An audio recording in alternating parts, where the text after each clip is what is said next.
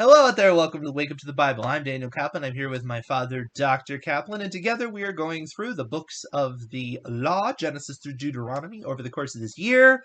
A little bit every day. We're going to be reading today Genesis chapter 38, the whole chapter, and I'm going to be reading from the Robert Alter translation. And it happened at this time that Judah went down from his brothers and pitched his tent by an Adullamite named Hira. And Judah saw there the daughter of a Canaanite man named Shua, and he took her and came to bed with her. And she conceived and bore a son and called his name And she conceived again and bore a son and called his name Onan. And she bore still another son, and she called his name Shelah, and he was at Chezib when she bore him. And Judah took a wife for his firstborn, and her name was Tamar.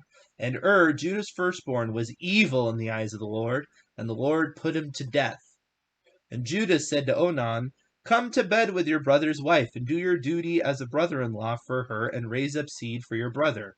And Onan knew that the seed would not be his, and so when he would come to bed with his brother's wife, he would waste his seed on the ground, so to give no seed to his brother. And what he did was evil in the eyes of the Lord, and he put him to death as well. And Judah said to Tamar his daughter-in-law, "Stay a widow in your father's house until Shelah my son is grown up," for he thought lest he too die like his brothers. And Tamar went and stayed at her father's house. And a long time passed, and the daughter of Shua, Judah's wife, died. And after the mourning period, Judah went up to the sheep shearers, he with Hira the Adullamite his friend, to Timnah. And Tamar was told, saying, "Look, your father-in-law is going up to Timnah to shear his sheep." And she took off her widow's garb, and covered herself with a veil, and wrapped herself, and sat by the entrance of Enaim, which is on the road to Timnah, for she saw that Shelah had grown up, and she had not been given to him as wife. And Judah saw her, and he took her for a whore, for she had covered her face. And he turned aside to her by the road, and said, "Here, pray, let me come to bed with you." For he knew not that she was his daughter-in-law. And she said, "What will you give me for coming to bed with me?" And he said, "I personally will send a kid from the flock." And she said, "Only if you give a pledge till you send it." And he said, "What pledge shall I give you?" And she said, "Your seal and cord and the staff in your hand." And he gave them to her, and he came to bed with her, and she conceived by him. And she rose and went her way, and took off the veil she was wearing, and put on her widow's garb. And Judah set the kid by the hand of his friend to Adullamite, to take back the pledge from the woman's hand, and he did not find her. And he asked the men of the place, saying, "Where is the colt harlot, the one at Enaim by the road?" And they said, "There has been no colt harlot here."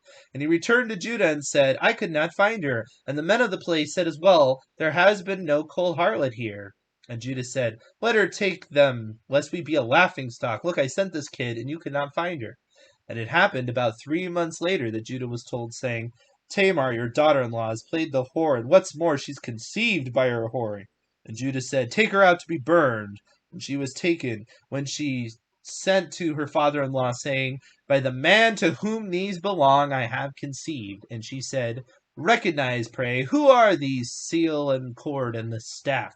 And Judah recognized them, and he said, "She is more in the right than I, for have I not failed to give her to Shelah my son?" And he knew her again no more.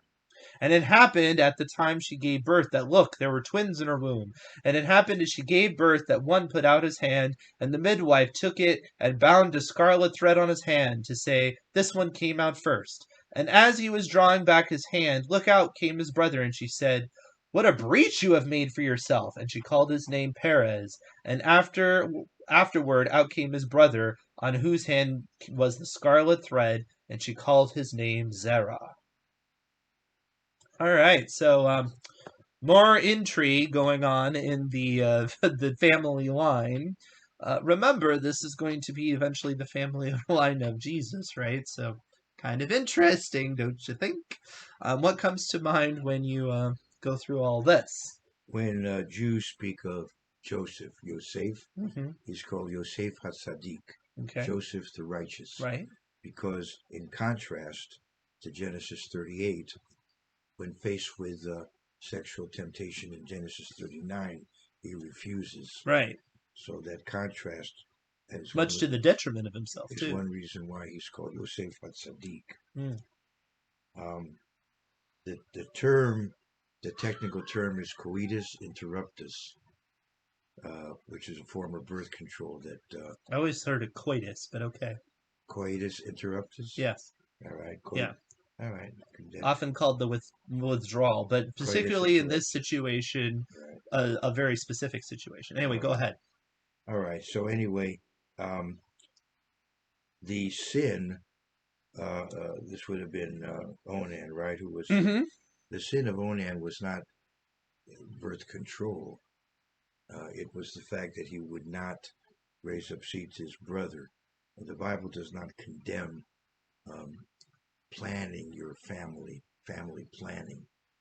There's no scripture that would condemn such a thing. Right. I know that among the ultra-Orthodox Jews, it is often considered a lack of faith to try to, control your family. You just keep breathing. Mm-hmm. And I mean, there's one advantage to that.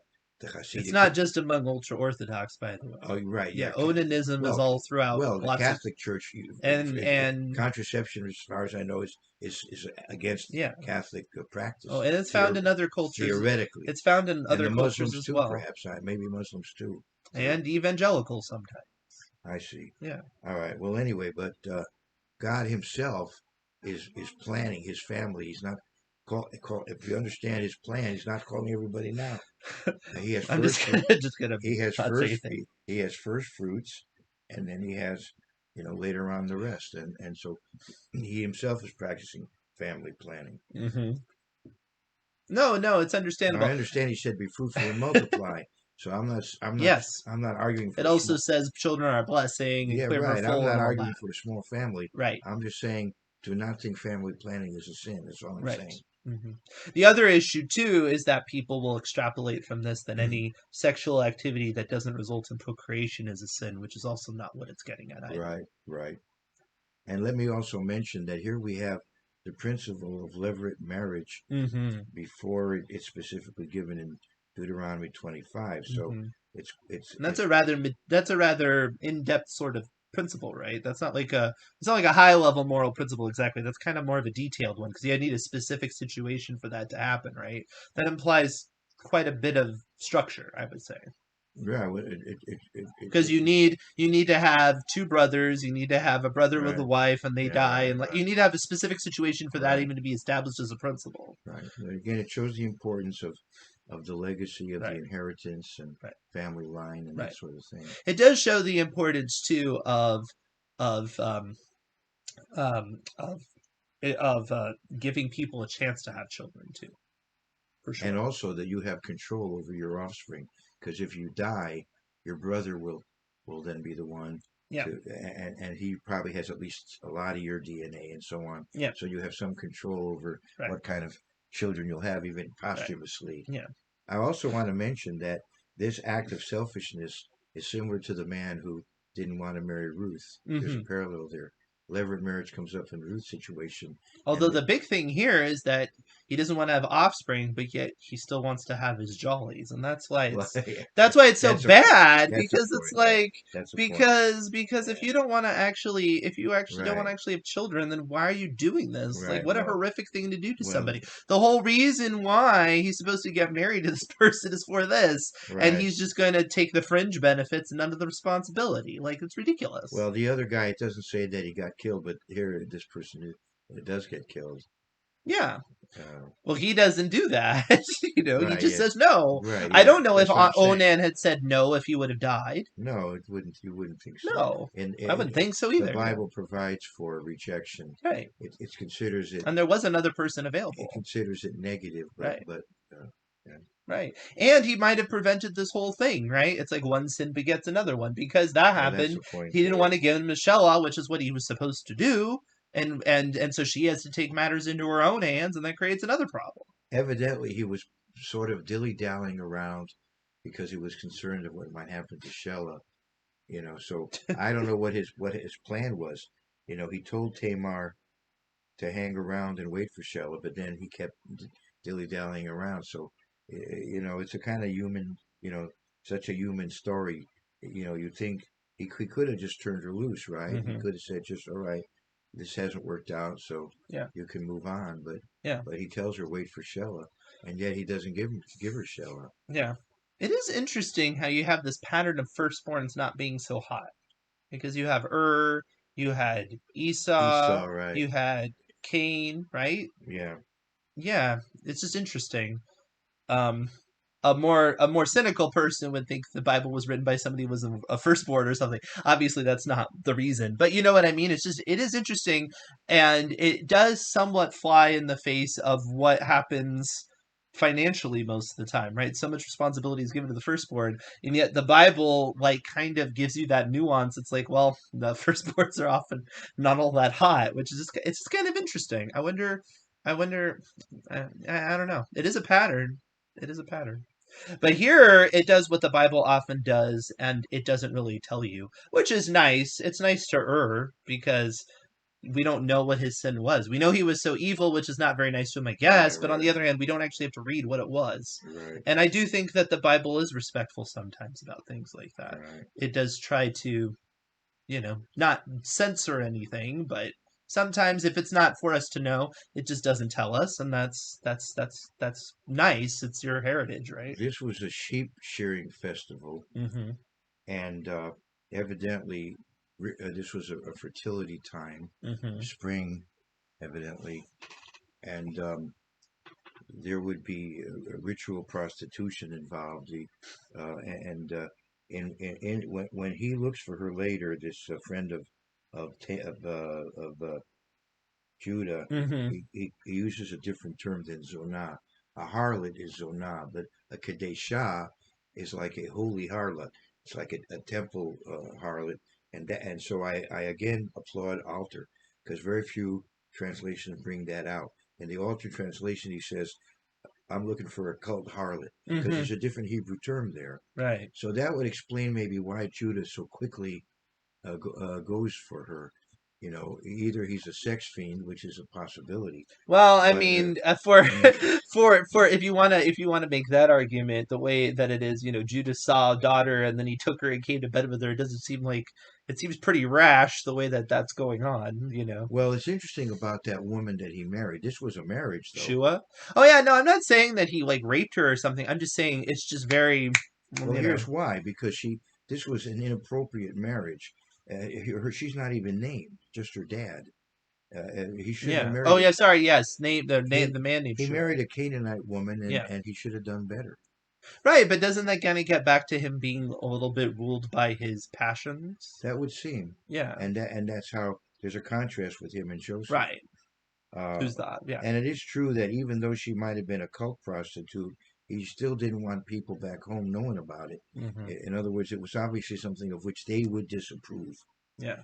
Even though he did it up there, at the sheep shearing, Yeah. but he didn't want people locally to know about it. Yeah. He didn't want to be ashamed, so he sent a friend to pay her off and so on, and try to keep it under wraps what he'd done. Yeah. And the self righteousness comes out in the sense that she has been more righteous than I. Well, that's one way to put it. Right. Yeah. Kind of a self righteous way to put it. Hmm. Yeah, because he's still righteous, right? She's just more righteous. Is that what you mean? Because he says it like that. Another thing too, if you want to get mystical about it, Tamar may have understood the importance of being in the line of Judah. There may have been already Hmm. a tradition of the importance of that tribe, and Hmm. and she wanted to be in that line, Hmm. and she maybe felt like if she did this, she'd get pregnant. And I mean, obviously, just doing it doesn't mean you're going to have get pregnant. Some women wait and wait in the Bible are waiting and waiting and waiting, and here she does it and gets pregnant. It's almost Yeah. it's almost if she had this feeling, I've got to I've got Well, to I take the mean, law into my own hands, as yeah, it were. and I think that's one reason why, even though this is a very messy situation, there's a certain amount of, I don't know what you call it. It's not like it's like chutzpah or something. No, but there's a certain amount of this is what needs to be done and whatever. I am willing to go there, and to some degree, you kind of have to. Now I don't know. It's not like respect it or something, but you have to just I don't know what to say, not admire it exactly, but you know what I mean? Like you have to give it credit for that sort of fervor It's about it. it's so often in the case in the Bible that people get impatient and decide to Hmm. do something that really is inappropriate to in Right. order to reach maybe like the end justify the means type thing. It Right. comes up again and again. By the way, since he was deceived, I want to go back to Jacob. Jacob deceived Esau, and then later on he's deceived by Laban, but once again he's deceived by his sons. So that pattern is there. Hmm. In other words, Jacob keeps a couple of major times he's deceived, and yet he had done the same. Yeah. And this is Judah getting Although deceived. his mother obviously And was this the is pro. Judah getting deceived by a veiled woman, and the same thing happened to his father. Yeah, that's a good point. So it's like Right, apparently he didn't learn that lesson either. And here I have vindication. So if you want a few episodes ago, vindication. I do, just a second. I vindicate. No, I'm just kidding. But I have some vindication because we a few episodes ago I was claiming that there is no reason why Jacob would have to be drunk in order to mistake. And here we have in the broad daylight, her own father doesn't recognize her, ends up having Well, no. sex with her, and doesn't figure it out. So I'm just saying that under certain circumstances, people would not know. Well, I would imagine that happened in the evening. He may have contracted Okay, with her. fine. But in the evening, even so, this is even more time with the person than would He be with Leah, he and he still doesn't know it's his own daughter. So I'm just saying, she can. people are not as detectable as you think. Well, yeah, she may have insisted on Or I having. guess you could say he was drunk too. I guess Yeah, that's the other he explanation. could have been drunk. He was at a festival. It's always the He was at a alcohol. festival. Well, that Lot was drunk when they did that to him. Yes, and it But said so, which is why I don't usually all like to right. read into another But place. another thing is that she may have insisted that it be Yes. done in darkness, no candles lit or Of whatever, course, yeah. and so he wouldn't have recognized her then. No. She disguised her But voice. that's what I said for Leia too. I'm just saying, there's no need to think that people have to be incapacitated to not recognize another person under those circumstances. Is all I'm saying. There's just no reason to assume such. But it is really funny because you just would think that that's one of the biggest things in Jacob's life, and it's his mother that did the trick. So right, because it's Judah's mother that did the trick. Judah, Leah is Right. Judah's mother, so it's his mother that did the trick, and yet he falls for it himself. But he's not going to put all that together. And in retrospect, he probably did. Wait. He's not going to put it together that having relations with a random woman that you can't identify might not lead to trouble. Well, you have a point there, and it does go back to the lack of self control. Yeah, yeah. Um, It also goes back to people don't learn from their parents' mistakes, well, when like we said with his favoritism. you think about Solomon with his 1,000 women, so Well, it may get to Jacob too. That's what I'm saying. although I think Jacob was a little hasty. although So Gideon was not from Judah, he yeah, had a lot of wives. yeah. Um, there's something else I But want to. but really, to me, the real like not the one of the more horrific things about it is just how judgmental he's going to be of a thing that he's engaging in himself. And this is obviously the case for a lot of religious people, right? They'll project, and sometimes some of the most adamant people that will get on their high horse about some sinful behavior are practicing it themselves. And it's actually one of the reasons why they get so angry about it, which is one thing. It's like the thou doth protest too much problem. What he did is not the same as a woman and theoretically betrothed to Shelah doing this. Oh, I see what you're It's like saying. Joseph thought about Mary. I got what you're saying. Okay. She's going to marry me, and she goes off and gets pregnant. Fair enough. Fair enough. I would like to say though that he could think, well, I'm partly to blame for holding out on Shelah. Of course. But I wanted to mention the signet. Well, Um, that's what he says. He says, she is more in the right than I, yeah, for have I not failed to give her to Shelah my son? yeah, and the signet in those days you had a seal that you use. When you to like with documents and so on. It would be a I guess a soft material that hardens later, and you put Yeah. your seal on it. and then it hardens, and so that's your like your signature. Yeah. And that so everything has to signet. Yeah. I will say though that you said earlier that, she's like she had a lot of faith because how would she know just this one time would happen? You don't necessarily have to assume it's just one time because at the very end it says and he knew her again no more, which would maybe imply that there were multiple liaisons before it all got settled, right? Possible? I suppose depends how long he was up there. Right. Yeah, but if there were more than one, you'd think eventually he'd figure out who she was. But I don't know. I think you overestimate how well, how well somebody can detect such things. We don't know how much genetic diversity existed in this culture. Maybe a lot of the people look pretty similar to each other. There are some cultures like that where there's not a lot of height differential and stuff like that. It's possible. It does mention here a cord, and Mm-hmm. you'll see a cord at the end tied around one of the children. You see a cord with Rahab. Yep. There's symbolism there, Yep. and the staff. Which there's symbolism in the staff Mm-hmm. relating to Judah's role later in history and so on. Yeah.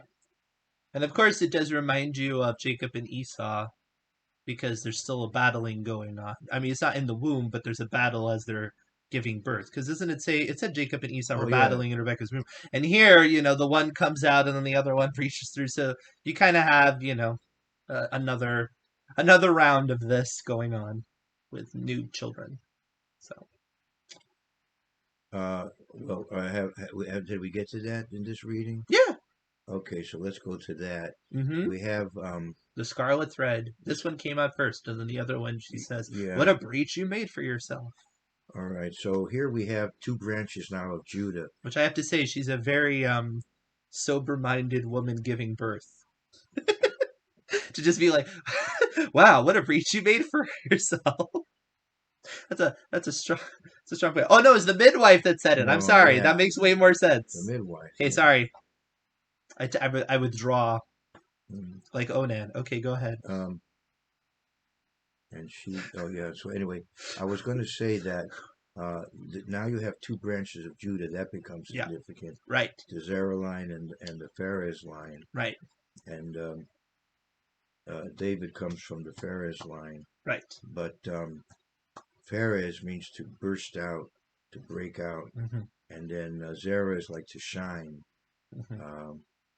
And so he had that scarlet thread. Mm-hmm. And as I said, that we find that again regarding Rahab later. Mm-hmm.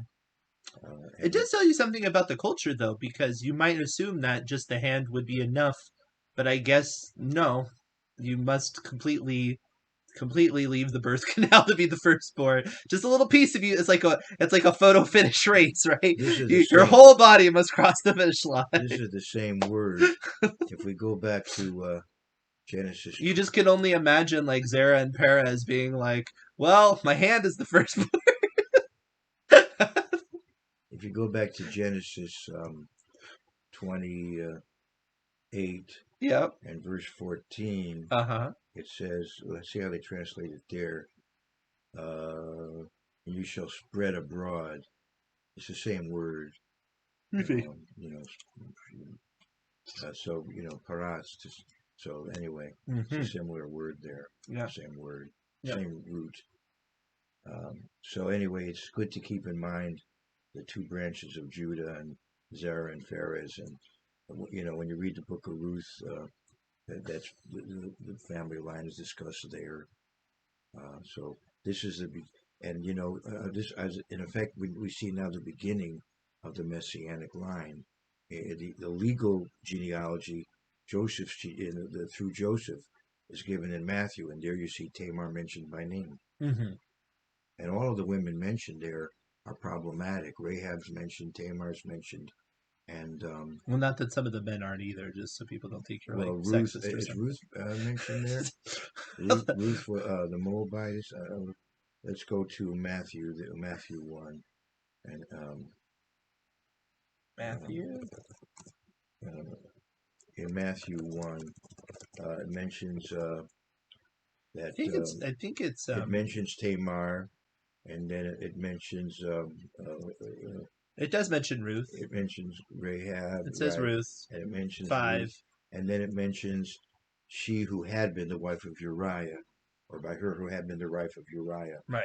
So all of the women in this line are problematic. Ruth? I mean, Yes, Ruth is problematic because she's ancestry-wise. a Moabitess. Yes, Yeah, but so all of them had some issue.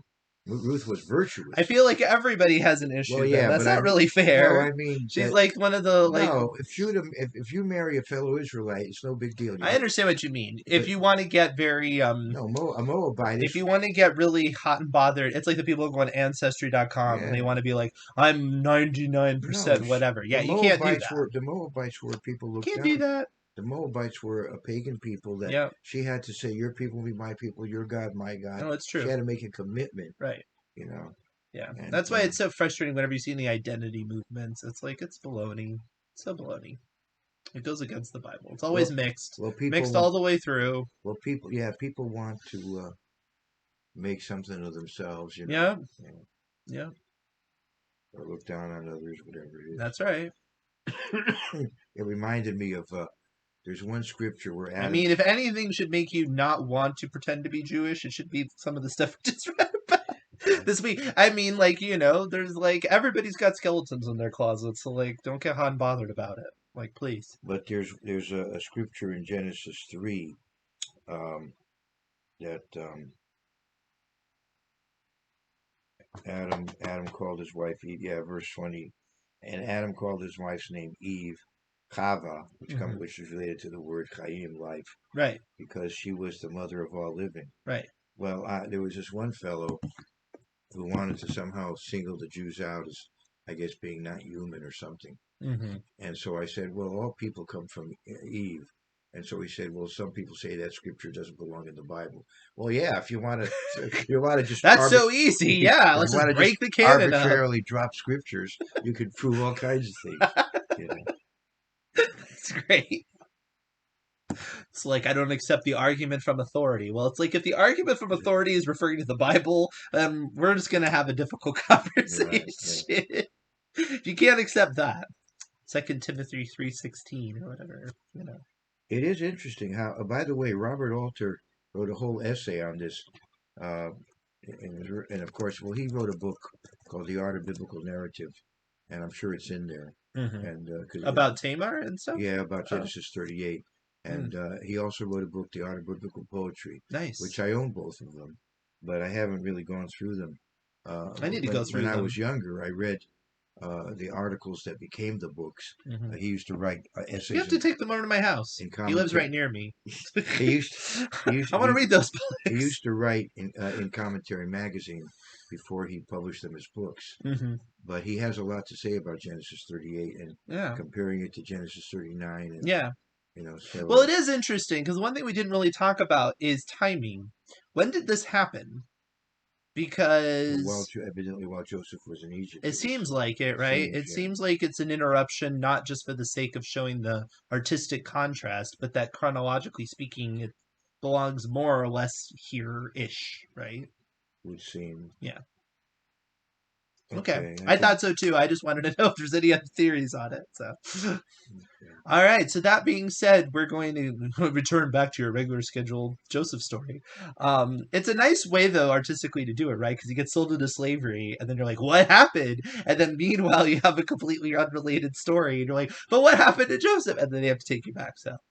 From a tension standpoint, it works very well. And if you're wondering what happened to Joseph or what we think about what happened to Joseph, we'll talk about that tomorrow. So please like, subscribe, hit the bell, and we will see you then. Whoa, we are in the Twilight Zone. Sorry, that's not the right shot. There we go.